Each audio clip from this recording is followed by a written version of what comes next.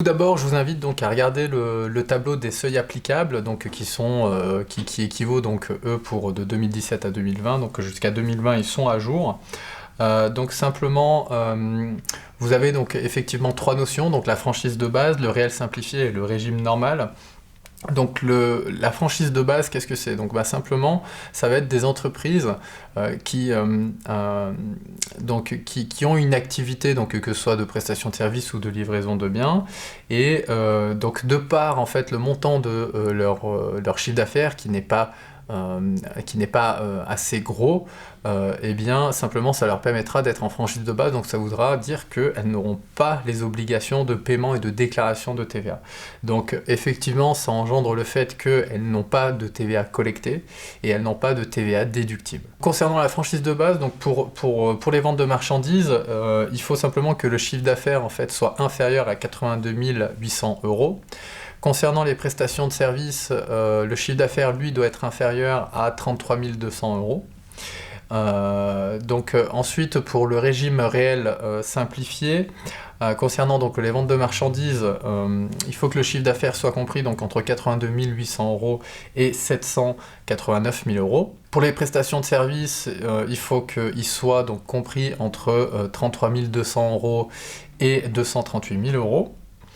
Et pour le régime du réel normal, eh bien, ce sera donc toutes les entreprises qui ont un seuil de chiffre d'affaires supérieur au régime réel simplifié. Alors effectivement, il y a aussi donc quelques secteurs d'activité qui ne sont pas concernés, donc notamment en fait la construction, donc la construction, que l'on respecte un seuil ou non, on n'aura pas de franchise de base, et donc l'agriculture aussi notamment, et les opérations soumises à TVA sur option.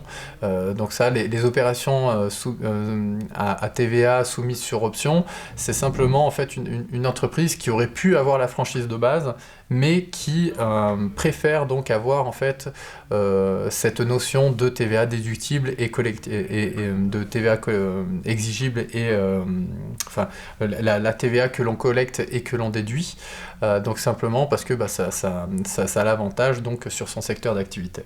Donc concernant les franchissements de seuil, il faut que vous ayez en tête que même si une entreprise donc franchit ce seuil-là, elle n'est pas directement et de manière obligatoire en fait redirigée vers un seuil supérieur, à moins qu'elle dépasse plus de 10% de ce seuil-là. Donc vous voyez par exemple, pour les entreprises qui sont en franchise de base pour les prestations de services, donc dont le montant, le seuil est réglé à 33 200 €, et bien vous voyez que on a le droit d'avoir un chiffre d'affaires allant jusqu'à 35 200 €. Donc ça c'est pour l'année suivante.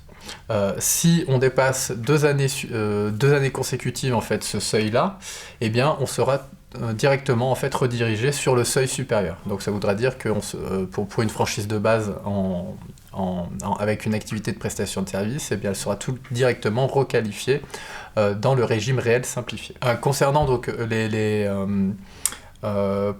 pour la livraison des biens et les prestations d'hébergement, ce seuil-là donc est fixé à 91 000 €, donc à ne pas dépasser pour ne pas être requalifié sur un seuil supérieur. Concernant les obligations de télédéclaration et de télérèglement, donc effectivement en fait toute déclaration doit se faire de manière électronique. Et donc toutes les entreprises qui sont assujetties à la TVA doivent déclarer donc trimestriellement ou mensuellement selon selon l'option en fait qu'elles ont acceptée. Donc simplement il faut avoir en tête que un quelconque retard sur ces déclarations-là, eh bien, entraîne une pénalité de 0,2% donc du montant de la TVA. Avec un minimum de 60 €. Et la déclaration donc devra se faire entre le 15 et le 24 du mois, donc concerné, donc selon en fait un échéancier national donc qui est donné et qui est consultable en ligne par toutes les entreprises.